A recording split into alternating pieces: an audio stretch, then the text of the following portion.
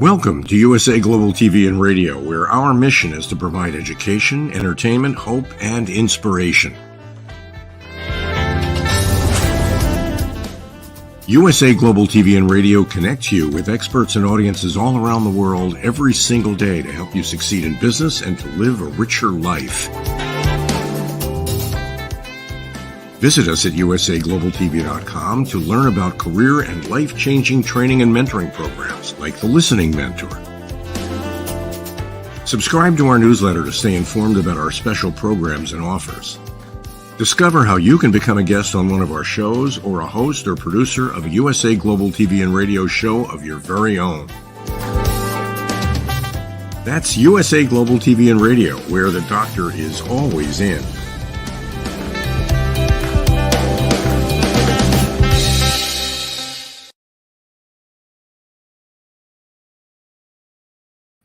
Howdy, y'all. red.olaughlin here.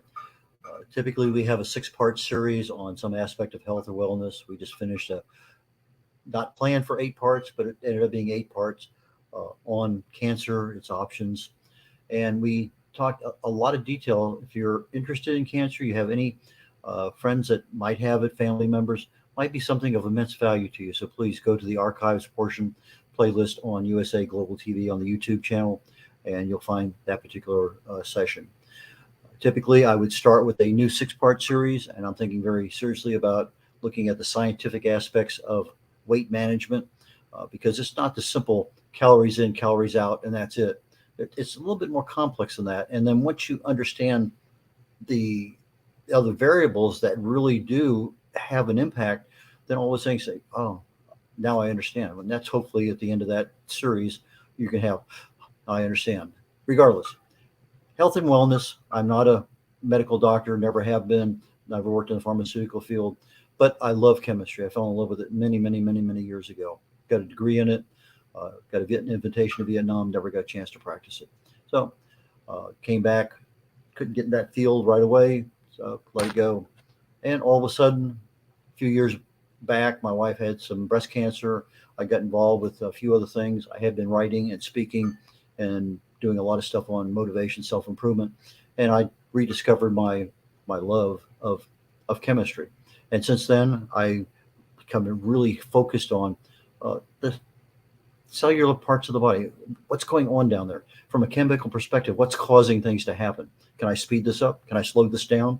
And if it's something that I need to slow down or stop, can I do that? And so I helped her a lot with the side effects from her chemo drugs and radiation. And we had a very successful time ameliorating all those kinds of things. But nowadays, I use my chemistry background to research the human body, primarily in the area of longevity more than anything else. But let's go ahead and start the slideshow here today, because I think it's important to get into that. Next slide, please. Let me just get that one. There we go. Okay, and readjust the whole world. A couple weeks ago, I was getting ready to release a book I had written on how to write a book and publish it for free. It's available, by the way, on Amazon. It's available on my website, red.olaughlin.com. But I was getting toward the end. I needed to have a few things done. One of the big ones was editing. My wife had read through it. I had read through it. I'd let it sit aside for a couple of weeks, come back again. I'd run it through Grammarly, run it through a lot of things. And I said, somebody told me I could use ChatGPT to edit. I said, well, that's kind of neat. And they said, not only that, everything is going to be absolutely perfectly edited. Grammar, syntax, diction, spelling, punctuation. I said, that's pretty interesting. So I went ahead and I pulled up some YouTube videos, started going through there, getting appreciation for what it can do. And I saw one that had about 15, maybe 20 different commands. And it got around to editing and doing things. I said, yeah, I can do this. And so I signed up. They have a free one, ChatGPT, I think 3.0 or 3.0 or 3.5 is free. The 4.0 is $20 a month. Being an independent publisher, I work with a lot of different authors. It's something that I think I need to be able to have. I also be using it probably in some of my forthcoming books. But I did a few simple searches. Yeah, I'm really impressed. Did a few simple edits. Yeah, that'll work for me. Then I started editing my book, and I found out that not everything means the same. Typically, when I say edit, you go through there and you find out what's misspelled, what punctuation, etc. Well, when I use edit on ChatGPT, it really means summarize. So I have a 3-page chapter. It summarizes it to 2 paragraphs. A lot of stuff got left out. Not exactly what I wanted. However, if I said edit for punctuation, you did a great job. If I said edit for spelling, edit for grammar, edit for whatever. If I say edit for an 8th grade reading level, it will do that. There's a lot of things there it can do. And in the process of preparing for today's program, I said, see, I really and truly think that the AI might be of immense value for our health and wellness. I did a couple Google searches on that. I looked at a couple YouTube videos, and I came to the conclusion that there's a lot of stuff out there that if we had our own personal concierge doctor that we could call 24/7 and say, hey, doc, what do you think about this? Or can you explain this to me better? We would have the ability to have a lot of influence over our own health and wellness. What are we really concerned about from a general perspective? Brain health, especially as we get older. Heart health, that's one of those ones that can kill you in a heartbeat, literally. Our gut, because that's our second brain, and there's just so much things going down there. But we also have diseases that we may have. We may have high blood pressure. We may have type 2 diabetes. We may have 2 or 3 other things. And the option of getting dementia or some other kind of disease may not be that far off, especially if I have problems today. And so the medications that go with those things are all part of the package. So if let's say that let's say I have cholesterol issues, I don't, but let's just say I do, and I have a medicine for cholesterol, and I want to come in here to Chat GPT and say, what are the side effects of this particular drug? And I can say, what food should I eat in order to minimize? In other words, I can just literally ask it questions I would ask a doctor sitting on the other side of me. What lifestyle do I need to change to improve my diabetes, my cholesterol, whatever it may happen to be? Lots and lots and lots of questions that can be asked. So we'll go over some of those down the road. But then all of a sudden I start saying, how can I make this work for me with regard to my health? So there's a lot of commands, and typically the ones that we would use most would be, well, tell me, how do you do this? What is this? So if I want to know, what is this particular thing? I just ask it. If I tell AI to give me my response back at a 5th grade level, an 8th grade level, college level, whatever level that makes it easy for us to understand. If I just do, it says, tell me about lifestyle changes for a 75-year-old man with high blood pressure, type 2 diabetes, and pick another disease, doesn't matter. And all of a sudden, it's going to come back to me. It's going to give me, just inundate me with information. Maybe that's too much for me for what I want to understand. So I say, same question, but give it to me at a 5th grade level. It's going to rewrite everything, and it's going to take out all the big technical words, explain things to you at a level you can understand. And if you don't understand it, you can hit regenerate, and it's going to regenerate the entire thing, give you another answer. If you don't like that one, ask it a 3rd time. It'll keep re-asking and re-asking again. It's your choice. You tell it what you want. I look at it literally as a concierge doctor. Somebody I can go down to the concierge in the hotel I'm at, say, doc, concierge says, I want to get tickets for this event, or I want to go here. Can you show me on the map where this looking? Somebody who has intimate knowledge of where you're at and what you need to do and what other people have done that have been staying at that hotel. Well, a concierge doctor, and there's a lot of them here in the Houston area, you pay them a monthly fee, and they're available almost literally 24/7. But when you have a problem, they're there. They know your history. They know more about you than any other doctor would have, because they are your personal concierge service. So from a concierge perspective, you have the ability to ask, those questions that maybe you're embarrassed to ask other places, or you don't want other people hearing you. You ask the question, okay. But in reality, it becomes a support center. It's more than just a concierge doctor. It's really the support center for your health and wellness. If you're taking medications, should I take this on an empty stomach? Do I need to take food with this one? What are the other things, side effects? If I'm having problems, is it maybe because of this medicine? So I can say, I'm having this and this and this. Is it because of my medicines? Or does this medicine give you this side effect? Lots of things there with medications. You can set it up on a schedule of making sure everything's done. Just so many things with regard to managing your medicines and the reordering things, all sorts of stuff. Anyway, a lot of us are interested in nutrition and fitness.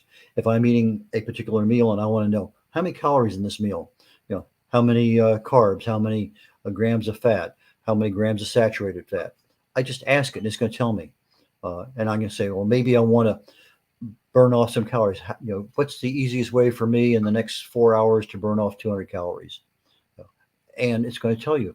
You tell them what you are. Okay, I'm a male over 75, 180 pounds. What is the best thing for me to? What things should I consider? Maybe not what is the best, but it may be a walk. It may be another number of other things.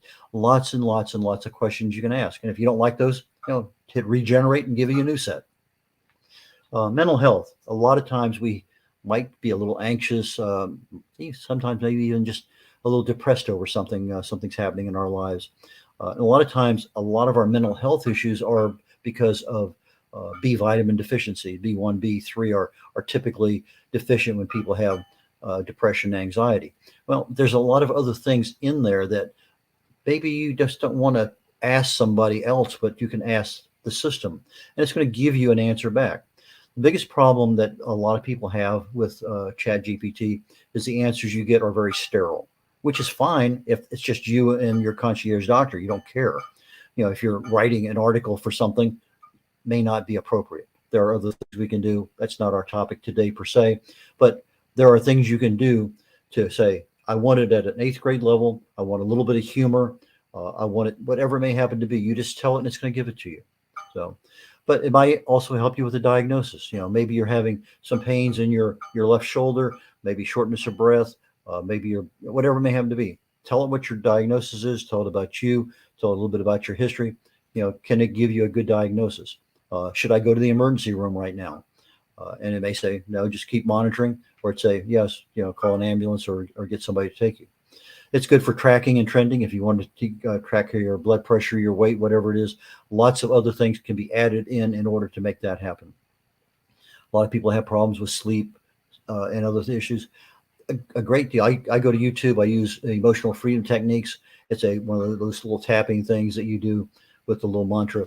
And I find that to really and truly help many, many regards, from back pain to sleep to time zone changes to all sorts of things.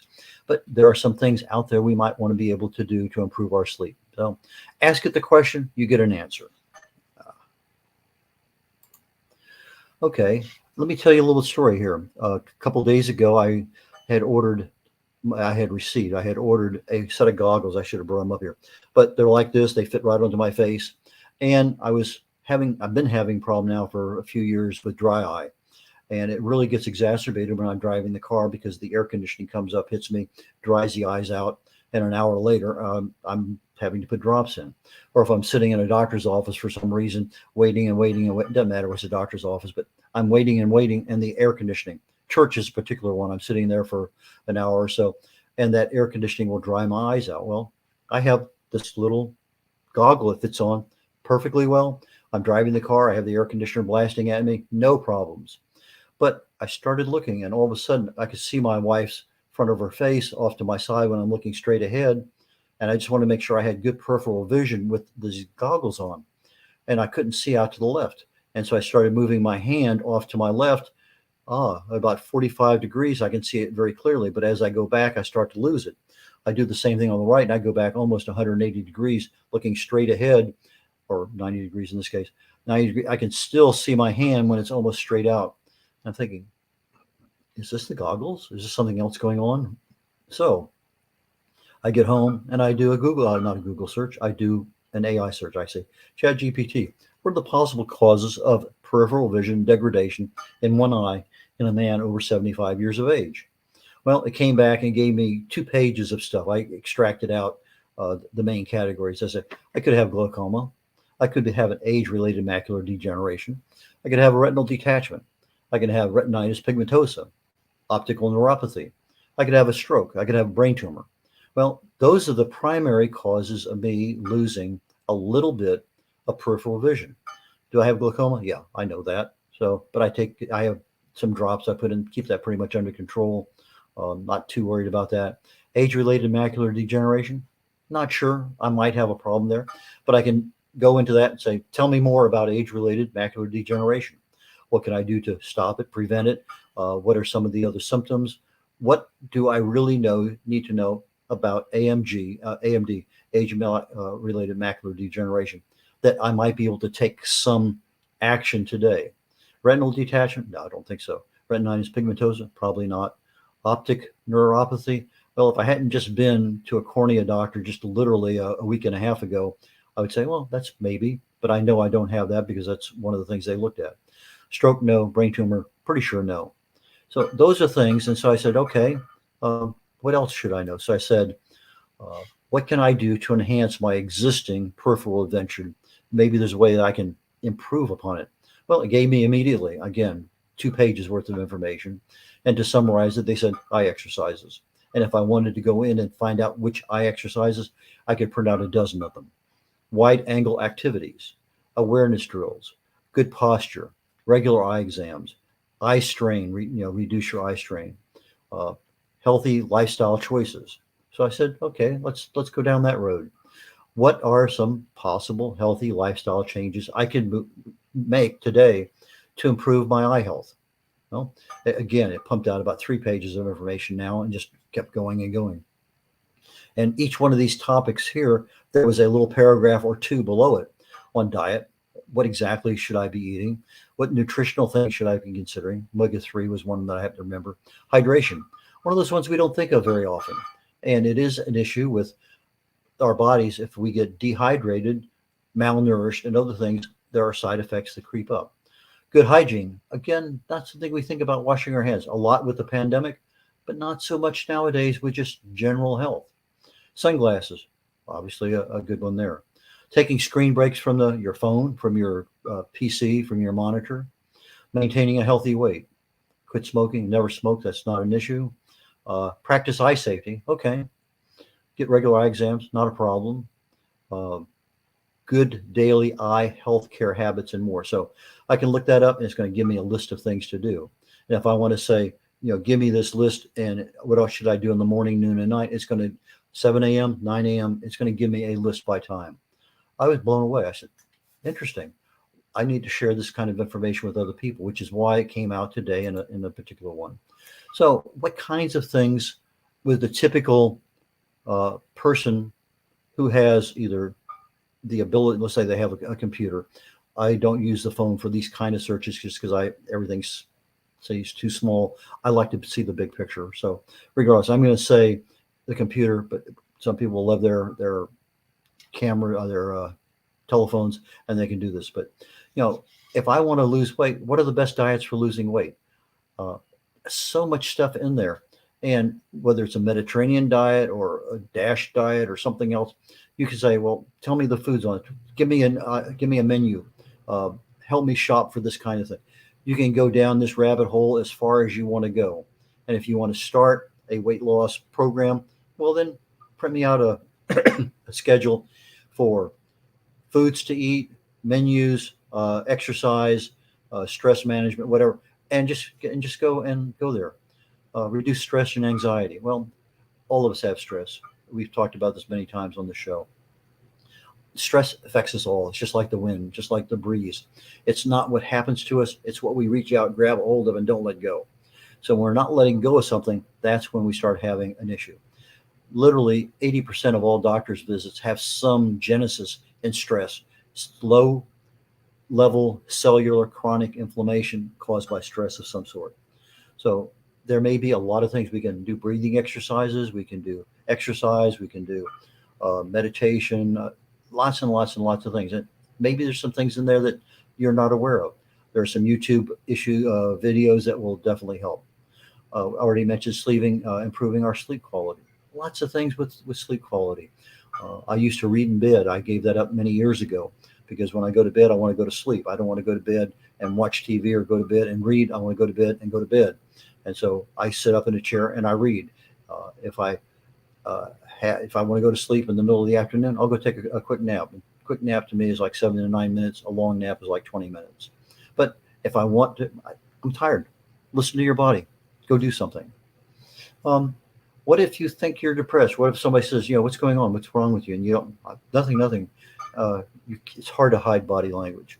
But maybe there's some things in there you can say, uh, hey, Dr. Chat, tell me some of the symptoms of depression. Okay. Well, I have this and this. Is that really depression, or what's my, talk to it like you're talking to a person. It's going to, the more you talk to it, the more it's going to understand you and your uniquenesses. With the pandemic, big deal about our immune systems. And it's a big deal otherwise without the pandemic. What are some easy ways to boost your immune system? Is exercise going to boost it? Is eating fish going to eat? Lots of things in there. But you have to know, take the time, and just pick, what do you want to do today? So some people have cholesterol. It's not the issue of cholesterol, it's the issue of oxidized cholesterol, because that's the plaque that forms in our heart valves and arteries. But cholesterol in and of itself, our bodies need cholesterol. Every single cell in our body needs cholesterol. But there's a whole story going along with this cholesterol phenomenon that we've been looking at the last couple of decades. But for most of us, it's a non-issue. For those people who are on cholesterol medicine, it is an issue. And you can say, well, what can I do to lower my cholesterol? And it's going to give you a lot of items. If some of them aren't what you and your doctor are talking about, print the list out when you go in to talk to the doctor and say, hey, these things here I'm told will stop or slow down or whatever my cholesterol. What do you think? And so now you can get a human to talk back to you and say, yeah, that sounds pretty good. Why don't we try that too? Or there may be some medicine you're taking that some of those other cholesterol lowering issues might be a problem with. And that's the person. And if the doctor doesn't know, your pharmacist would know for sure. What are some of the side effects of medicine? Good question, because everything when you're looking at contraindications are so small. Literally, I have to get a magnifying glass. I look at all that stuff. I'm a big label reader. So you're not going to be able to get, if I have these two different ones that are mixed together, what are the side effects? Well, now you have to have two pieces of paper and you're trying to compare things. Might be a good place to ask. Let's say that you do have something that got your attention, just kind of grabbed you right there. What are the possible warning signs for an otherwise healthy 50-year-old female? Some of the warning signs are a little bit different for male and female, a little bit different sometimes for age. So good place to ask. Maybe you've been having a little bit of digestive issues. How can you improve your digestion? Lots of ways of doing it, but you need to ask the question to find out. One of the banes of society is smoking. Once you get hooked, it's almost impossible to break off. But there might be some things that you don't know about that might work. So ask the question, how can I do that? Something that many people have, probably almost half the people in the United States, blood pressure control issues. If it's high, what can you do? Can I do some meditation? Can I do some breathing exercises? Can I just relax? Can I go outside and work in the, whatever it may happen to be? How do I control my blood pressure? What if my systolic is too high, but my diastolic is fine, or vice versa? Maybe I'm running 130 over 100. Well, that 100 is kind of high. How do I get that down? Well, you have that support group. You have that concierge doctor to ask that question. One of the time-honored health and welfare questions. What can I do to manage my weight? How can I maintain my weight? Hopefully that's going to be our topic next week. I'm pretty sure that's what it's going to be. Mental focus and concentration are the things that I can do to improve my focus because I'm studying for something, or I need to really pay attention to whatever's going on. How do I concentrate better? What are some of the things that I could do before I go into the office to minimize? Maybe I leave my cell phone downstairs and I go upstairs to the office. Well, for me, that's what I do. My phone hopefully is plugged in downstairs. But what are various treatments for allergies? Fresh frozen bee pollen I found was an excellent one back when I was living in New Orleans. I had the same allergy year after year after year. I'm sitting in the third year in the doctor's office and just teary-eyed. And I'm looking at my records, and I was in there the same exact date a year earlier. And 2 years before that, I was in there the same week. And so the doctor comes back and I said, could this be seasonal rhinitis? And he looks at it and says, yeah, probably is an allergy. And so that's a different kind of treatment. Well, the week before, 2 weeks before, I had read an article about fresh frozen bee pollen to use to get rid of local allergies. And so you have to have local bees, and you have it fresh frozen. You take 1/8 of a teaspoon a day, and literally in a year, I'm back there. I have no allergy, same time, bee pollen. lots of treatments that we don't know about. A healthy work-life balance, something that we get home, all we want to do is relax, grab a beer, sit down, watch TV, don't bother me. Uh, but how do we incorporate that balance into our life? What are things that we can do? Maybe I only need 5 minutes of relaxation when I come home, close my eyes, sit down. Okay, now I'm ready to get back to the real world. Um, if you're flying, it becomes an issue, prolonged sitting. If you're in a car all day long, if you're in an office all day long, are there risks? If you're a 35-year-old, uh, is there a really risk? Or if you're a 65-year-old, good question to ask, something to know about. Back pain, something that a lot of us have. Is there an easy way to prevent it? If I stretch it a certain way, does it work better? Anyway, lots and lots and lots of things. But if you want to know it at a certain level, I usually say eighth grade level or less, depending on what your educational. Uh, when I'm doing research, I want references. I was on a program yesterday, and they said a couple lawyers been using the Chat GPT to write their briefs. They get before the judge, and their other lawyers are saying that's not the reference. Well, if you're using a reference and Chat GPT gives you something and it being published, you better darn well sure check it out to make sure it's good. Just because it's AI doesn't mean it can't make a mistake.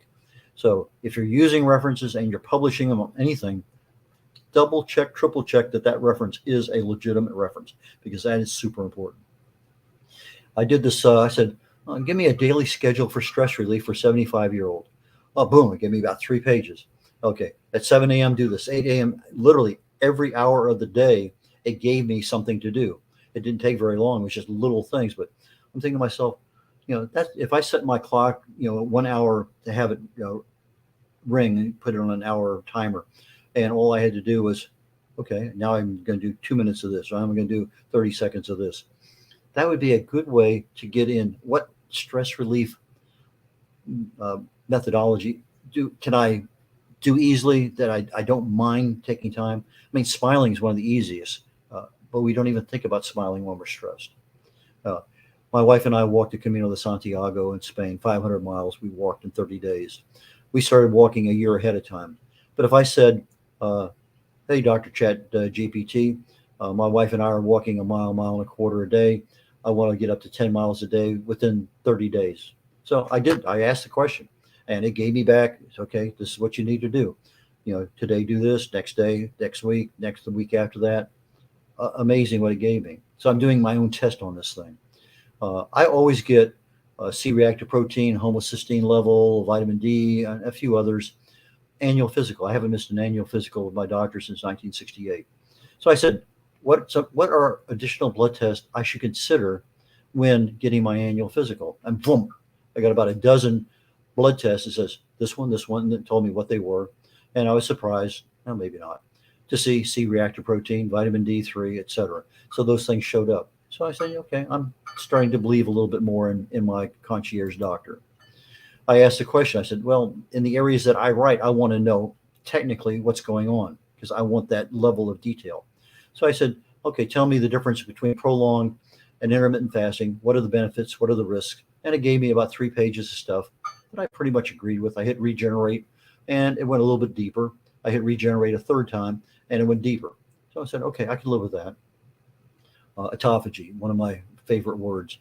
It doesn't usually start until about 18 hours of fasting, but I wanted to know what kind of level. So I said, when does autophagy start when I begin fasting? And it didn't give me a good answer.